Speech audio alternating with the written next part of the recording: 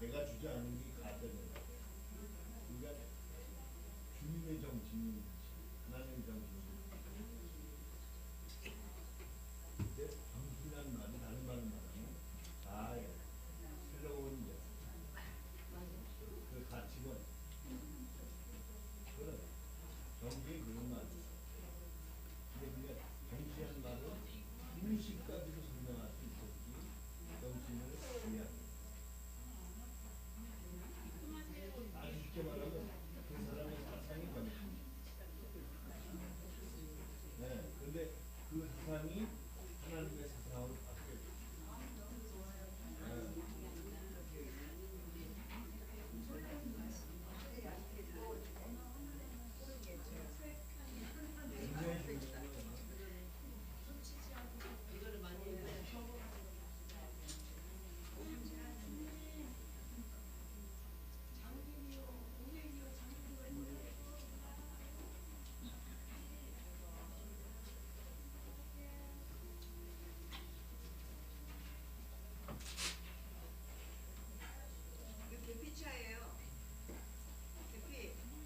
빨리 들어오세요. 시간 됐습니다.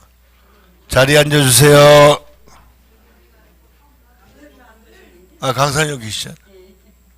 빨리 오세요. 앉으시면 돼. 네, 박수 한번 하세요. 고맙습니다.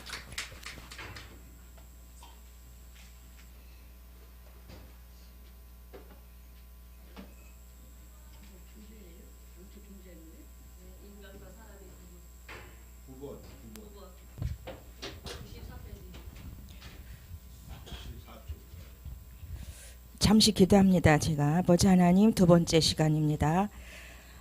힐링과 멘토 4기 화요일 두 번째 시간 영적 존재로의 인간학 인간과 사람의 구분에 대한 내용을 함께 읽으며 숙지하며 깨달아가기를 원합니다.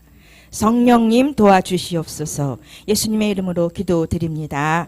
아멘. 페이지는 94쪽입니다. 제가 좀 오면서 이런 생각을 주셨어요. 이 번뜩이 생각이 나더라고요. 이런 부분이. 그러니까 노인, 나이 드신 노인 한 분 읽는 것이 도서관 하나를 읽는 것이다. 이게 떠오르는데 이게 어느 땐가 제가 동사무소에서 읽은 거예요. 맞죠?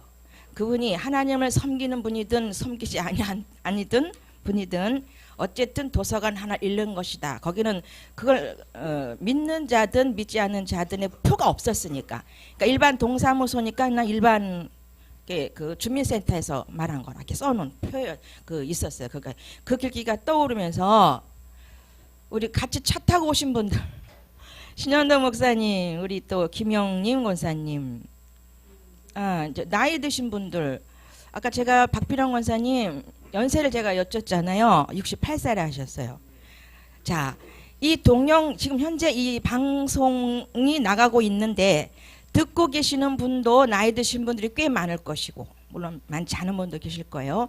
그리고 앞으로 이 동영상을 접하게 되실 분들도 꽤 나이가 많으실 분들이에요. 왜냐하면 이건 이 훈련을 받은 분들만이 들을 수가 있는 거기 때문에 거의 힐링과 멘토는 그분들이 보통 다 10년이 넘은 분들입니다.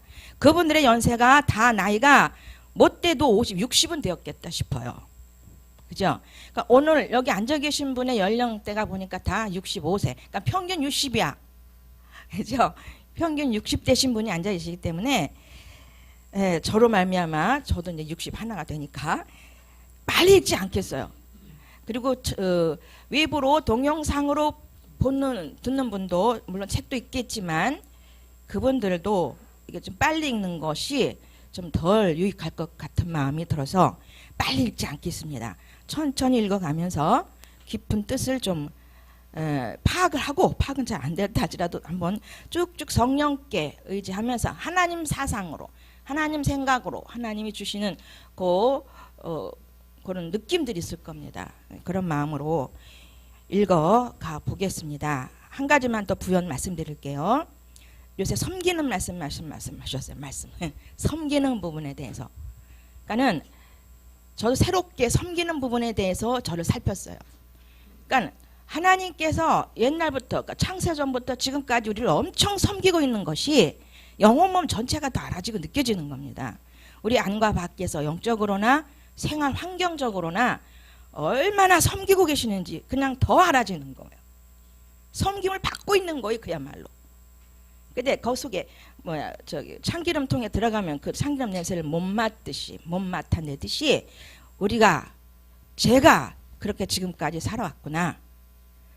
섬기는 분이 내 안에서 나를 섬기고 있는데 그걸 다 철저히 젖어서 그 섬김으로 이제 더 타인에게 가기로 또 작정을 해봤습니다. 이 깨달음이 더 깊게 오기 전에는 좀 더 섬기는 부분에 대해서 미약할 수도 있겠어요. 철저히 다시 한번 돌아봤습니다. 나를 섬기고 계시다는 것이 느껴지시는가요?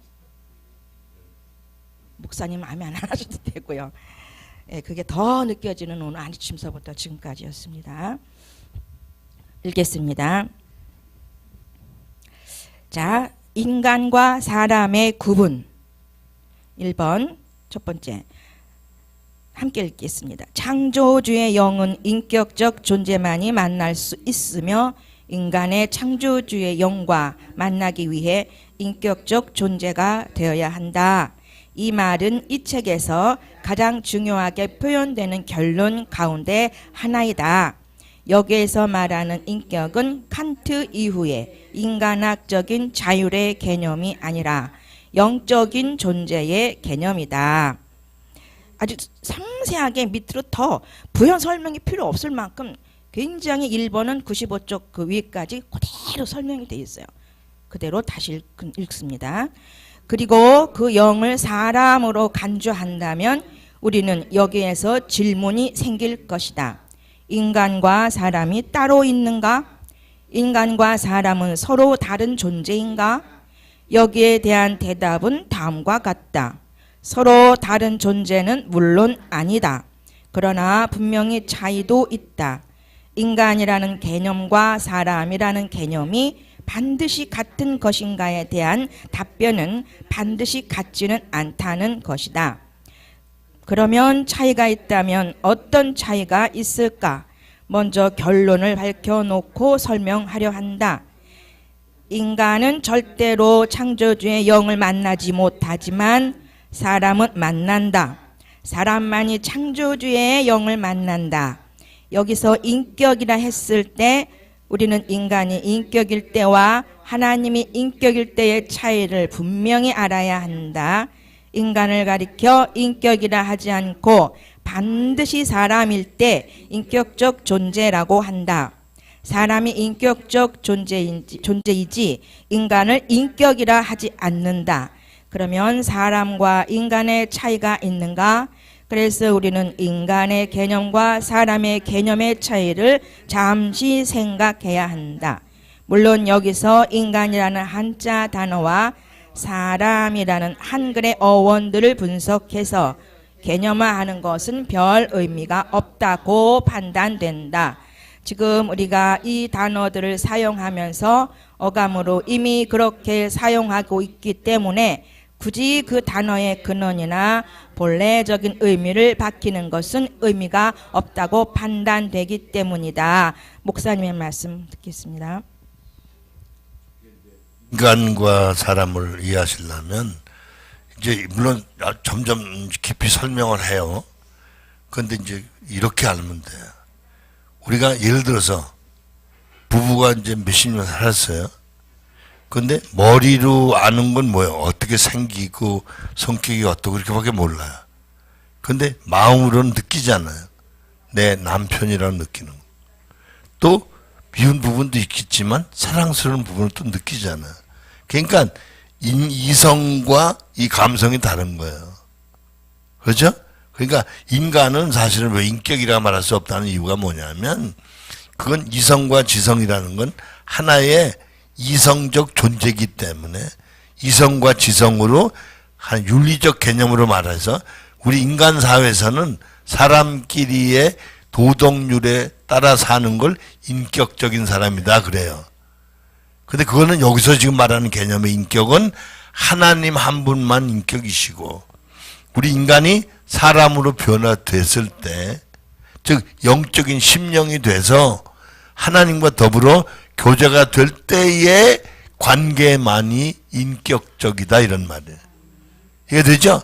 그러니까 이런 거예요. 우리가 부부가 사랑한다는 건 이 어떤 접촉만을 사랑한다는 게 아니잖아요. 생각, 마음, 감정도 사랑이잖아요.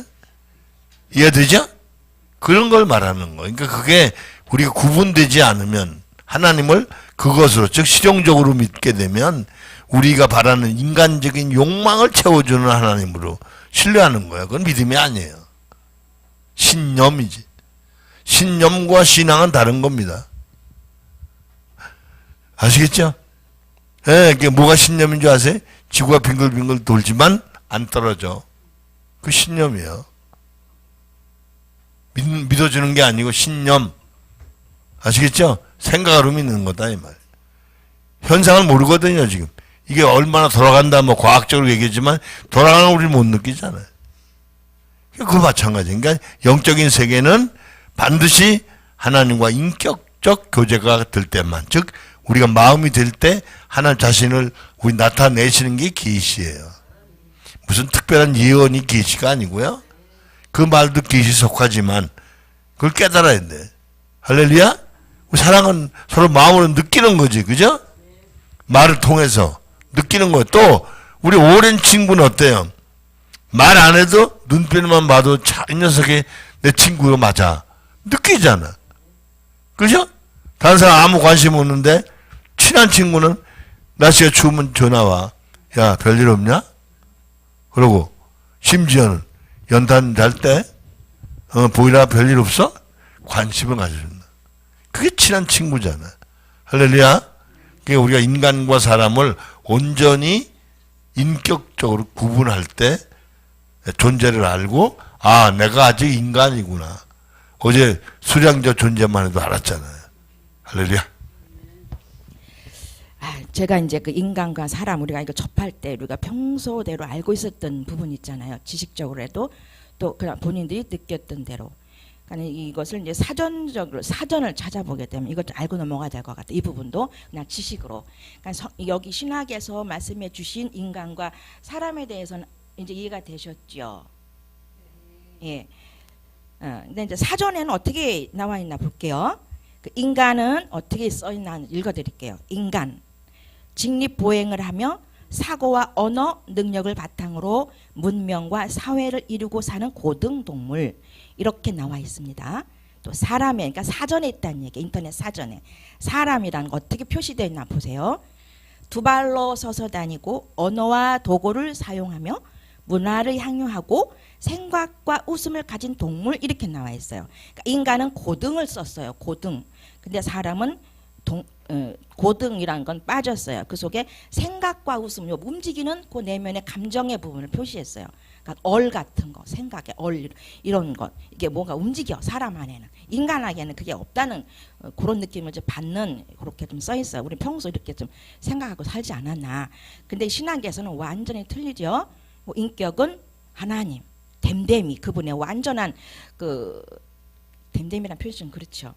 그 부분을 이제 사람이라 그러고 인간은 그냥 이성과 지성을 가진 그냥 존재다. 그렇게 이렇게 나타나 있습니다. 자, 2번을 봅니다. 95쪽 시작.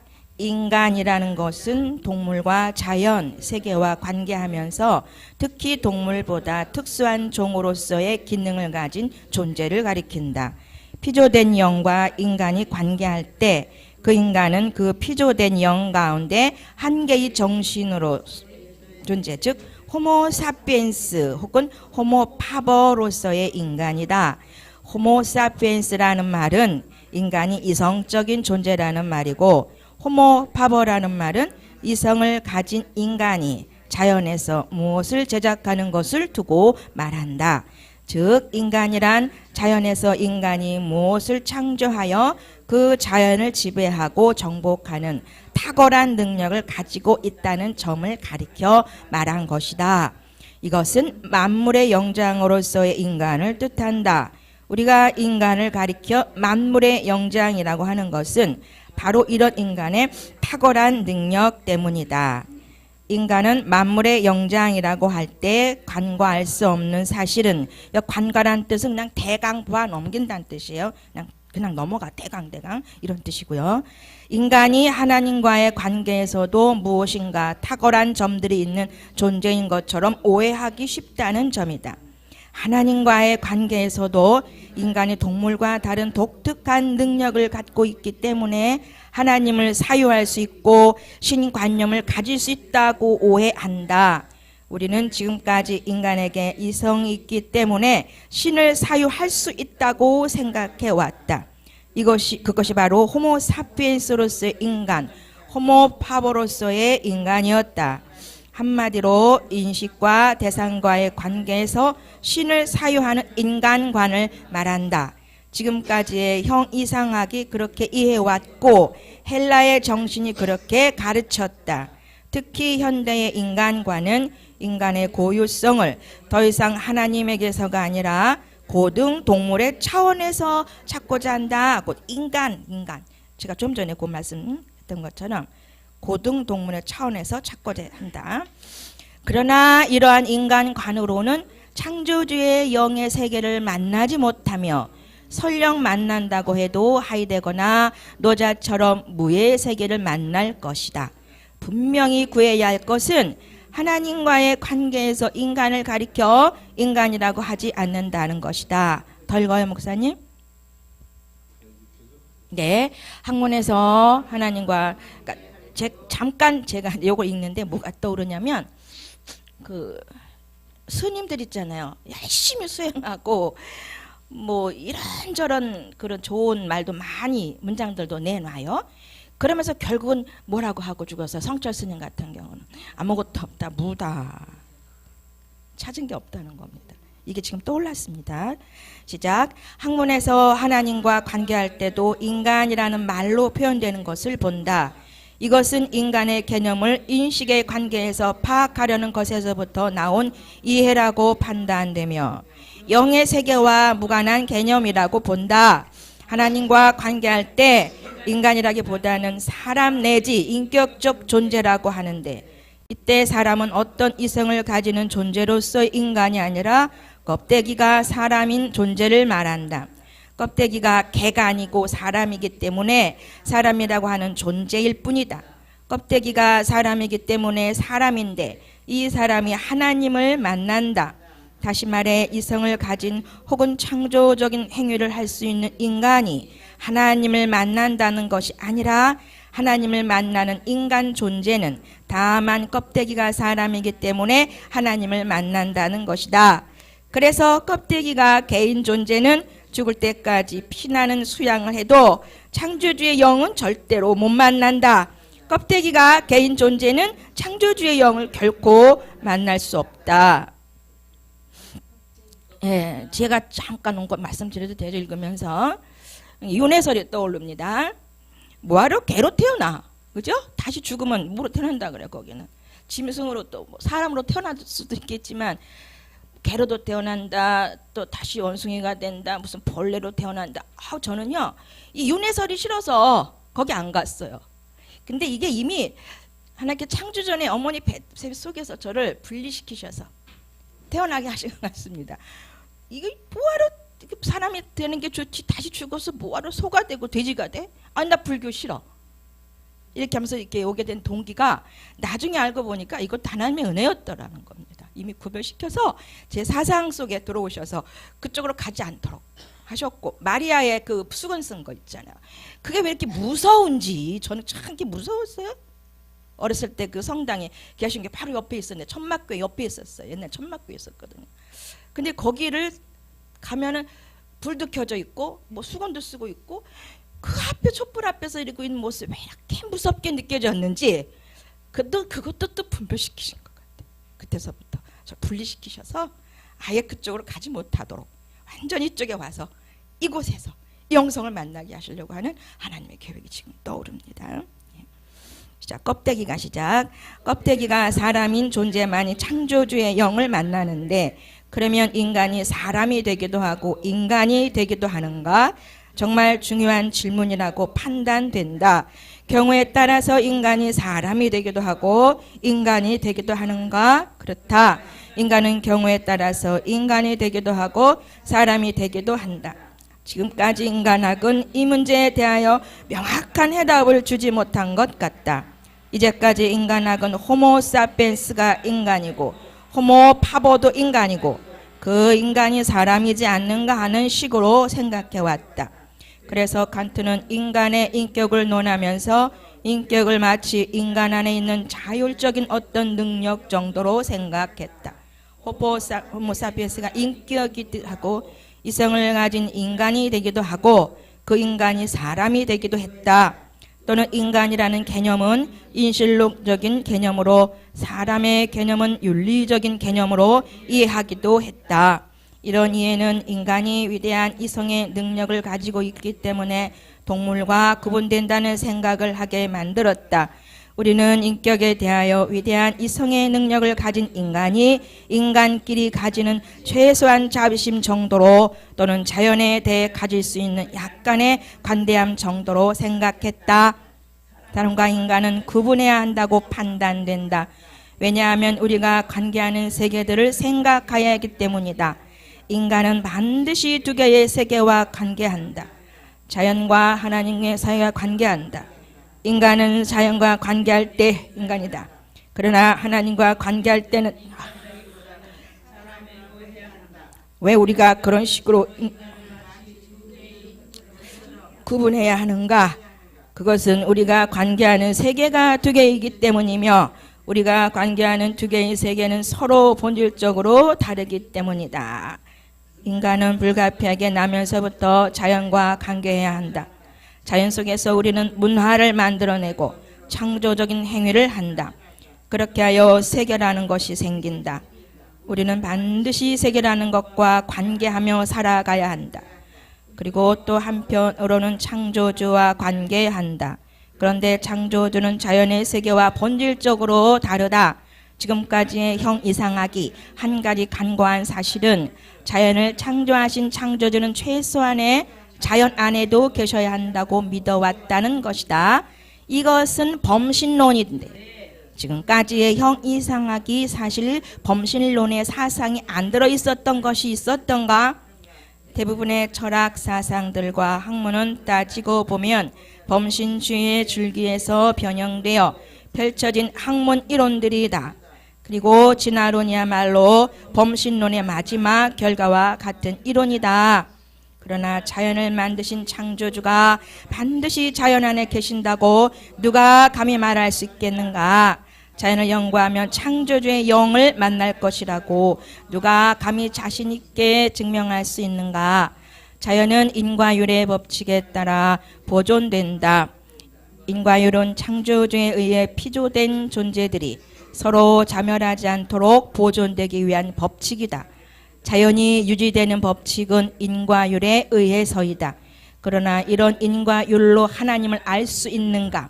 그렇게 해서 이해되었다면 그것은 하나님이 아니고 신에 대한 생각일 뿐이다. 학문에서 특히 철학에서 생각하는 하나님에 대한 판단을 가만히 살펴보면 철저히 인과율에 의해 짜맞춰져 있음을 알게 된다. 즉 하나님이기 때문에 인간의 사유의 대상이 될 수 있고 하나님이기 때문에 우리 인간을 구원하시고 하나님이기 때문에 자연 안에 계셔야 한다는 논리이다. 때문에 라는 이유는 항상 그 이유에 대한 결과를 동반한다. 우리는 이유 없는 결과를 가리켜 운명 혹은 팔자로 생각한다. 계속 읽어요. 여기서 이제 우리가 알아야 될 게 뭐냐면 세계가 세 가지입니다. 세계. 하나는 자연계가 있고요. 하나는 이제 사단이 지배하는 그 세계가 있고, 하나는 하나님이 지배하시는 세계가 있는데, 이 세 가지 세계가 있어요. 근데 참 웃기는 게 뭐냐면 우리 인간은 그 모든 영역 안에 살면서 자기의 형이상학적인 공상의 세계가 있습니다. 공상이라는 말은 아무것도 없다는 거죠. 무슨 얘기인지 알죠? 가령 자기는 지금 멀쩡한 남편하고 살면서, 그죠? 남편이 이런 사람이 됐으면 하는 기대가 있잖아요. 그게 공상이에요. 그대로 사랑하지 않고, 그죠? 그 자기 생각하는 게 못 미치면, 그죠? 이게 쫄병이면 장군이 됐으면 좋겠다 그러고 그냥 종이 딱지로 장군 갖다 붙이고 사는 거야.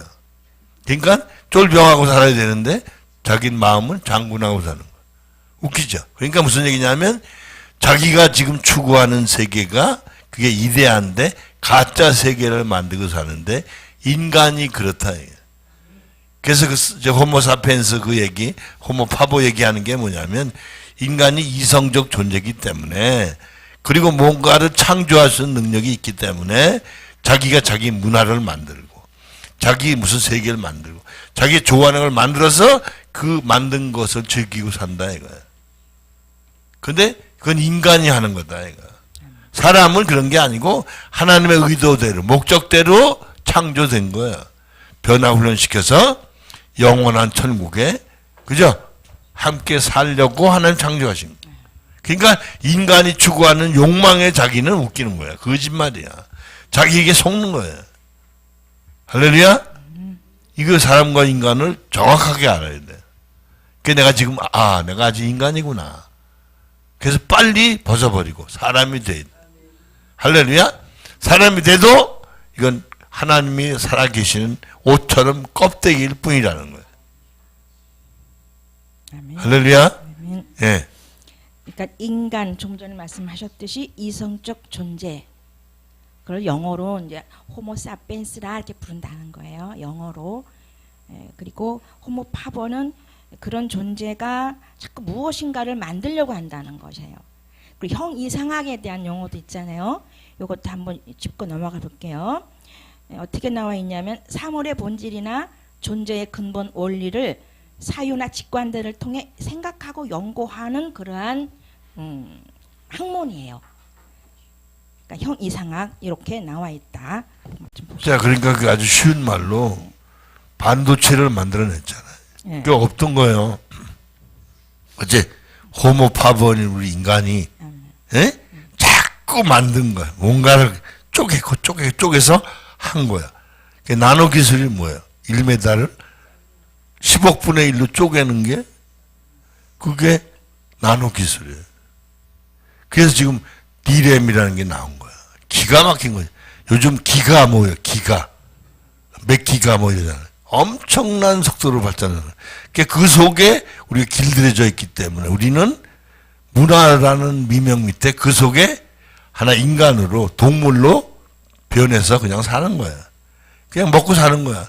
그런데 거기 인과율의 법칙에 의해서 그 생육하고 번성하는 일반적인 개념은 믿든지 안 믿든지 똑같아.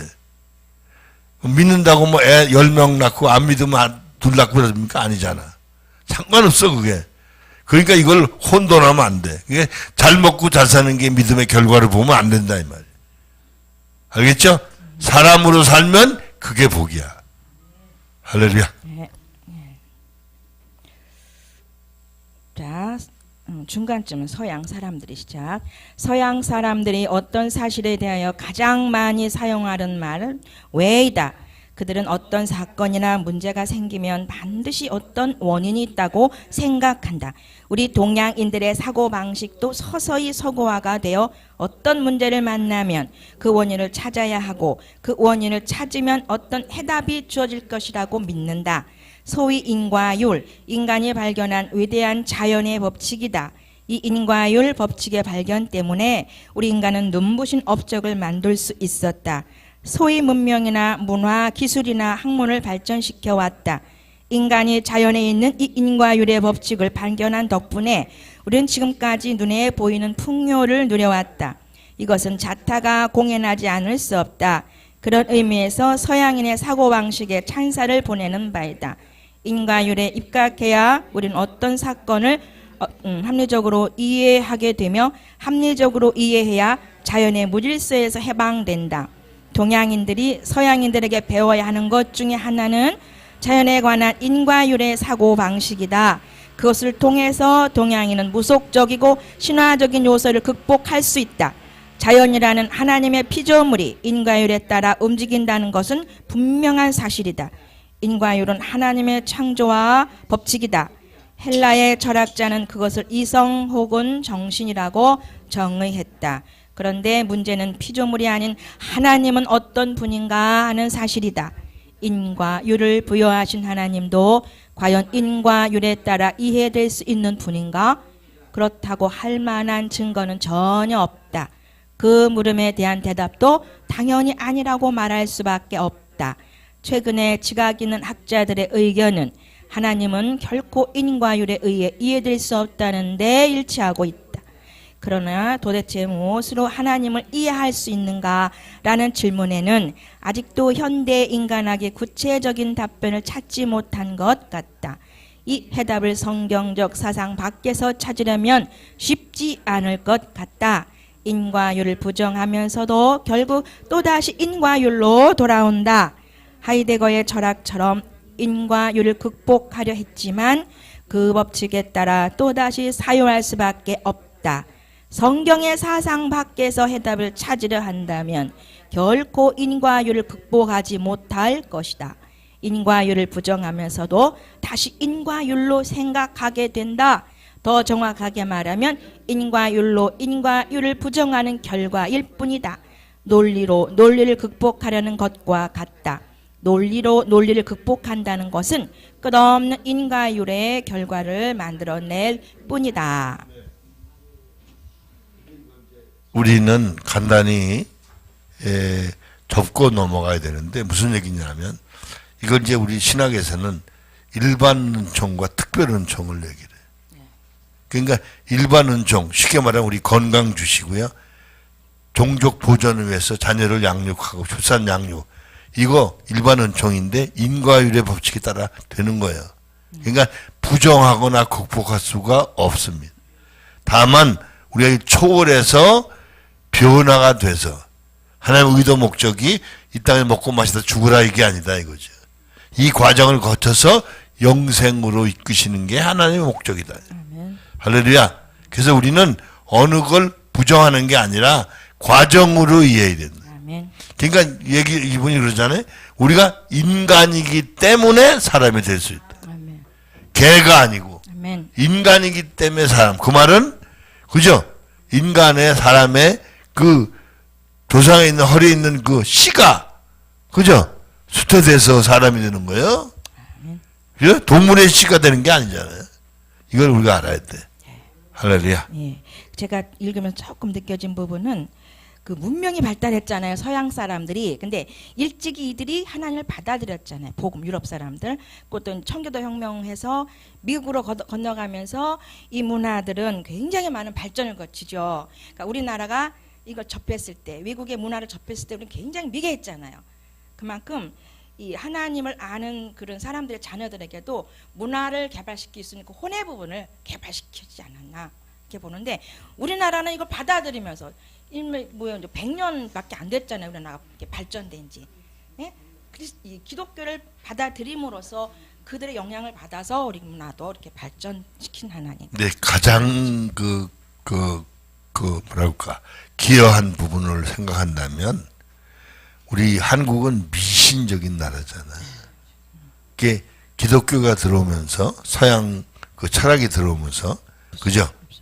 이게 무속 헛된 그 신비가 없어진 거예요. 아멘. 할렐루야. 아멘. 그래서 사실은 하나님은 우리가 볼 수 없는 분이잖아요. 그런데 영적인 존재로서 그죠? 한국 사람이 그 미신을 잘 믿었기 때문에 종교심이 좋은 거야.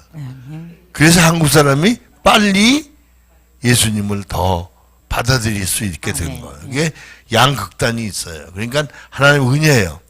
세계사적으로요, 한국만큼 짧은 세상에 복음화된 나라도 아직 다 안 됐지만, 그리고 한국만큼 경제 발전된 나라가 지금 세계가 떠는 이유가 남북한이 통일되면 세계 1등 국가가 한국이 될까봐 지금 세계 강대국들이 떠오는 거예요. 그래서 지금 해방을 통일을 못 시키는 거예요, 사람들이. 알아들었죠? 그러니까 하나님이 마지막 세대 우리 한국을 쓰시는데 아멘. 경제적인 걸 쓰시는 이유가 영적인 걸 펼치시려. 아멘. 할렐루야. 아멘. 예. 나이 드신 분들 손만 가지세요. 너무 아깝고 귀하신 분들이에요, 그죠? 있잖아, 우리 권사님. 그냥 인간으로 끝나는 게 아니라 사람으로 가기 위한 길에 이번에 들어오셔서 너무 축하드리고 너무너무 신나요, 제 자신도요. 우리 박철주 지사님 더 신날 것 같아, 그 운전하러 오시는 부분에서. 채워줘야 되는데 차를 몰고 올 때. 3번입니다. 시작.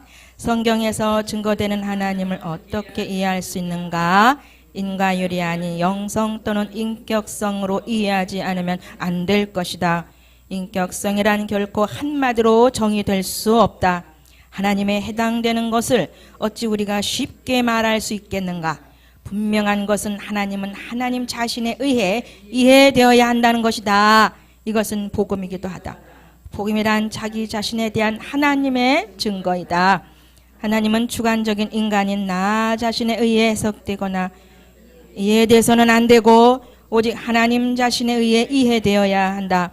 하나님은 순수하게 활동하는 존재, 즉 살게 하는 인격성이고 인간은 살게 하는 인격성에 의해 사는 존재이다. 여기서 하나님 자신이란 그 어떤 말로도 묘사가 불가능하다. 오직 주시는 자와 받는 자 외에는 알 수 없다. 우리는 하나님 자신에 의해서 하나님을 이해하는 방식을 가리켜 신앙이라는 말 이외에 달리 표현할 만한 말이 없음을 안다. 하나님의 영을 믿는 자만이 받는 것이다. 신앙은 하나님 자신에 의해 하나님을 이해하는 중요한 선물이다. 우리는 때로 신앙에 대하여 쉽게 오해한다. 보통 오해하는 방식은 내가 믿는 어떤 것으로 생각한다는 것이다. 물론 틀린 말은 아니다. 신앙은 내가 믿는 것이다. 그런데 여기서 중요한 문제는 나라는 문제이다. 확실히 믿음은 내가 믿는 것이다. 누가 믿어주지 못한다. 또 내가 믿어야 한다. 그러나 여기서 말하는 나라는 말을 오해해서는 안 된다. 나만의라는 의미가 결코 아니다. 우리가 신앙을 말할 때 보통 내가 믿는 어떤 것이라고 생각하는 것은 사실 내가 믿는 것이 아니고 오직 나만이 믿는 주관적인 어떤 것이라는 의미가 다분히 깔려 있다.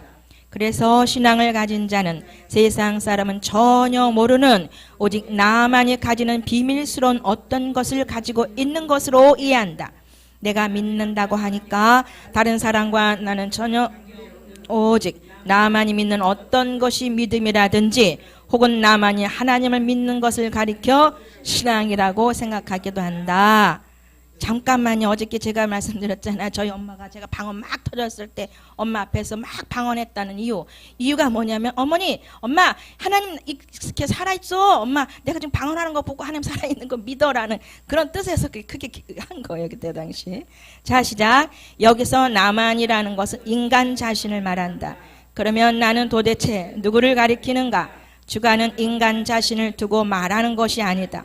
주관의 근원은 인간이 아니고 바로 하나님이다.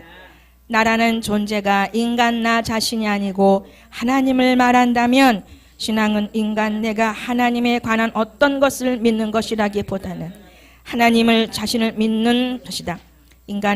신앙은 인간인 내가 나만이 가지는 비밀스러운 것이 아니고 하나님이 자기 자신을 주시기 때문에 그 하나님 자신이 나에게서 일어나는 것을 믿는 것, 즉 하나님 자신을 믿는 것을 두고 말하는 것이기 때문에 자꾸 펼쳐나가야 될 줄 믿습니다. 우리 목사님 가진 거 자꾸 이렇게 내놓듯이 저 여러분들 주시는 거 있으면 자꾸 내놓으시길 바랍니다. 자, 그래서 시작. 그래서 믿음은 하나님에 대한 나의 인정이다. 신앙은 나의 마음으로 오는 하나님의 나를 인정하는 것, 더 자세히 말하면 칭의의 사건 속에서 하나님으로 인해 다시 일어나는 분명한 승인을 인정하는 것이며, 이 분명한 승인을 위해 예수 그리스도 안에서 말씀하셨고 집행된 하나님의 부정을 내가 인정하는 것을 말한다. 설명해 주세요, 목사님. 나오죠. 끝 부분에 보면 이 분명한 승인, 하나님이 우리에게 주시는 걸 그냥 그대로 믿는 거잖아요. 승인, 그죠? 승인을 위해 예수 그리스도 안에서 말씀하셨고 집행된 하나님의 부정을 내가 인정하는 것. 인정한 부정이 뭐예요? 하나님의 부정을 내가 인정하는 것을 말한다. 그러니까 이제 더 정확하게 말하면 이게 우리가 우리 속에 그 하나님을 불신하는 부분 있잖아요. 예. 근데 하나님을 인정하게 되면 뭐예요? 내가 부정했던 걸 알게 되는 거죠. 그죠? 아멘. 내가 잘못됐던 걸 알게 되는 거야. 할렐루야? 네. 그걸 인정한다는 말이 되는 거예요. 계속. 네. 1대1의 관계. 예. 우리는 보통 이렇게 말한다. 신앙은 내가 믿는 것이다. 그러나 여기서 주의할 것은 나라는 주어가 도대체 누구인가 하는 문제를 생각해야 한다.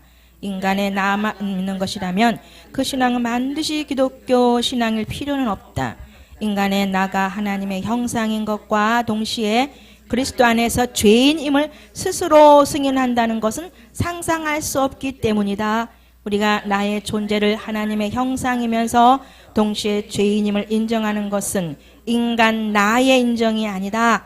나란 너에 의해서만 나일 수 있기 때문에 절대적으로 나로서 존재하신 하나님의 나에 의해 인간 나가 나 자신을 하나님의 형상으로서의 죄인임을 인정할 수 있는 것이다. 하나님의 나 없이는 인간 스스로 나일 수 없으며 인간은 자신이 하나님의 형상이라는 것도 죄인이라는 것도 결코 인정할 수 없다. 다시 읽을게요. 어디부터? 아주 기가 막혀요. 나로서, 거기 다시 읽을게요. 시작. 나로서, 한번 같이 읽어요. 시작. 나로서 존재하신 하나님의 나에 의해 인간 나가 나 자신을 하나님의 형상으로서의 죄인임을 인정할 수 있는 것이다. 아멘. 그러니까 이제 우리가 지금 우리가 각기 나라고 알고 있는 나는 인간이에요. 아멘. 사람이라면 이렇게 고백하게 되는 거야. 난 죄인이었구나. 할렐루야. 그러니까 하나님의 너로서의 내가 그 사진이 복사되는 것처럼 우리가 복사되어 가는 거야. 할렐루야. 그 인간은 뭐냐면 자기를 기정사실로 두고 자기를 위해 하나님이 신으로 존재하는 거야. 그건 믿음이 아니에요. 신념이지. 신앙이 아니고. 알아듣겠죠? 그게 지금 우리가 잘못 믿고 있는 게 그거예요. 지금 내가 난 줄 알고 사는 거야. 그게 나를 위해서 믿는 거야. 그게 나 그러는 거예요. 나 우리. 그러니까 이게 잘못된 거야. 다 나를 위해 살고 우리 가족을 위해 산다는 말이 일반적인 개념에는 옳은 것처럼 보여. 그런데 그게 스스로 속는 거야. 그래서 사단의 고등술책이에요. 무슨 말인지 알겠죠? 그러니까 꿈이 현실보다 너무 정확하잖아요. 어떨 때 보면. 그런데 사실 꿈은 거짓이에요. 알아들었죠? 예. 신앙은 인간 내가 하나님을 믿는 것이 아니라 하나님의 나가 인간의 나를 가지고 하나님 자신을 믿는 행위다. 그러니까 하나님의 나 영이죠. 그 영 인간의 나도 영이죠. 가지고 하나님 자신을 믿는 행위이다. 시작. 여기서 중요한 것은 나가 인간 자신이 아니라 하나님 자신이어야 한다는 점이다. 그런 점에서 신앙을 가리켜 인간 내가 믿는다고 생각하는 것은 분명히 믿음의 세속화이다. 왜 신앙이 인간 내가 믿는 것으로 이해되어야 하는가? 부평초처럼 왔다 갔다 하는 인간 자아가 믿는 것이 왜 신앙이 될 수 있는가? 내가 믿는 것을 신앙이라고 하는 것은 인과율에 의한 신념이지 하나님 자신을 믿는 신앙이 아니다라고 정확히 신념에 대해서 설명하고 있습니다. 알겠죠? 이거 심각한 거예요. 그러니까 이게 아주 뭘 알아야 되냐면 신앙이 세속화된 거라. 아멘. 그 말은 뭐예요? 신앙의 원뜻을 모르고 육신의 욕망을 위해서 신앙을 변질시킨 걸 세속화됐다는 거. 알아듣겠죠? 그러니까 내가 주체가 되는 거야. 하나님이 주체가 돼야 돼. 비교도 안 되는 존재가. 그렇죠? 가령 여러분 저 집에서 기르는 개가 갑자기 주인 노릇하면 되겠어요? 멍멍 야 소고기 사와. 그럼 되겠어요? 지도 못 먹는 소고기를? 말이 안 되잖아. 지금 우리가 딱 그 꼴이라고. 하나님을 부려먹으려고 그래. 그러니까 우리 믿음이 엉망이에요. 이게 믿는 게 아니에요. 교회 댕기는 거지. 할렐루야. 영성의 세속화. 나름대로 뭐 신앙생활을 하지만 다 세속화되어 있다는 거죠, 이게. 그러니까 이 힐링과 멘토가 없이는 이게 안 벗겨질 것 같아요. 안 벗겨져요. 벗겨질 수가 없어요. 얼마나 구체적으로 우리 속에 있는 것을 성령께서 아시고 벗겨 가시는지. 온전한 신앙인으로 살아질 때 하나님을 기쁘게 하며 또 그 하나님을 사랑하게 하는 것이 우리의 행위 속에서 나타나게 할 줄 믿습니다. 4번까지만 읽고 마칠게요. 네, 102쪽입니다. 넘어가셔서 시작.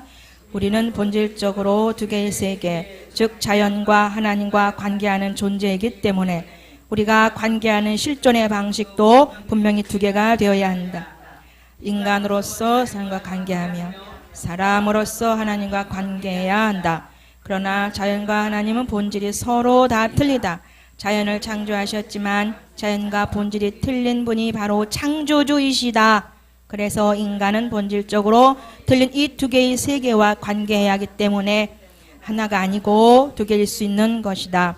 그리고 인간이 자연과 관계하는 방식, 즉 인과율을 가지고 하나님과 절대로 관계할 수 없다. 인간이 자연에서 관계하는 방식으로는 창조주의 영과 절대로 관계할 수 없을 것이다. 그러면 어떻게 관계해야 하는가? 인간이 자연과 관계할 때는 인간이지만 창조주의 영과 관계할 때는 인간이라 하지 않고 사람이라고 해야 한다. 그 근거는 만나는 방식이 틀리기 때문이라고 할 수 있다. 인간이 자연에서 무엇인가를 하는 방식으로는 창조주를 만나지 못할 것이다. 예, 그러니까 그거예요. 하나님이 왜 로마서 6장에서 말한 예수님을 죽고 살리시는 그게 우리가 죽고 살리는 게 뭐냐면 우리가 안 죽으면 그냥 인간으로서 그냥 살 수밖에 없거든요. 인과율에 의해서. 그리고 결과는 죽어요. 하나님 보실 때는 불쌍한 거죠. 100년도 못 살고 죽는 인간이 하루살이 같잖아요. 하루살이. 너무 불쌍한 거죠. 1000억짜리 집 짓고 살면 뭐해? 아무 문제 없잖아. 그죠? 집 짓고 이사한 다음날 소상치로? 그 뭐해? 아무 의미가 없지. 하나님 보실 때는요, 우리 인간이 참 하루살이 같은 거야. 근데 중요한 건 그래서 영혼이래야 영혼이 살거든요. 그 영혼을 죽었던 걸 살린 거야. 영을. 그래서 우리를 예수님과 한 영이 되게 만들었어. 왜? 예수님 하나님이시니까 영원하신 존재거든. 그러니까 우리가 사람이 되지 않으면 영원한 존재로 살 수가 없는 거야. 알아듣겠죠? 그게 굉장한 거예요. 이건 단순히 우리 의식을 바꾸는 게 아니에요. 존재를 바꾸는 거예요. 아멘. 알아듣겠죠? 예. 네. 그래도 우리는 인과율에 따라 사는 이 사지백체, 육체를 가지고 산다는 거. 그래서 하나님이 예수 믿든지 안 믿든지 옛날에 밥 먹던 사람 지금도 밥 먹어. 그죠? 그러니까 이걸 구분하고 살 줄 알아야 된다. 아시겠죠? 그러니까 두 가지 다 누리는 거예요. 그렇지만 우리는 이 땅에 살지만 천국을 살아야 돼. 아시겠죠? 그게 사람이 사는 세계야. 그러니까 자기 욕망의 이데아 세계를 만들어 살면 바보다. 무슨 얘기예요? 여러분이 시집을 만들어 놓고 시집 갑니까? 여러분이 시부모 만들어 놓고 가요? 아니잖아요. 시집에 가니까 다 있는 거야, 그분들이. 그와 같은 거야. 그러니까 여러분 믿음은 여러분이 욕망대로 믿으려고 그러면 안 돼. 그건 다 가짜예요. 귀신이 속이는 거예요. 할렐루야. 예. 순간순간 욕망이 있죠. 순간순간도 있어요. 내 뜻대로 가는 부분들. 그리고 이제 인간으로 살면 심리로 산다. 다 알죠? 하나님으로 사람으로서 하나님과 관계에서 살면 심령이 된다. 아시겠죠? 굉장히 쉬워요. 알고 나면 무지 쉬운데 그것이 이제 알아져가는 과정을 벗겨져야 되기 때문에 아프면서도 재미있어요. 열심히 가자고요. 네, 마치겠습니다.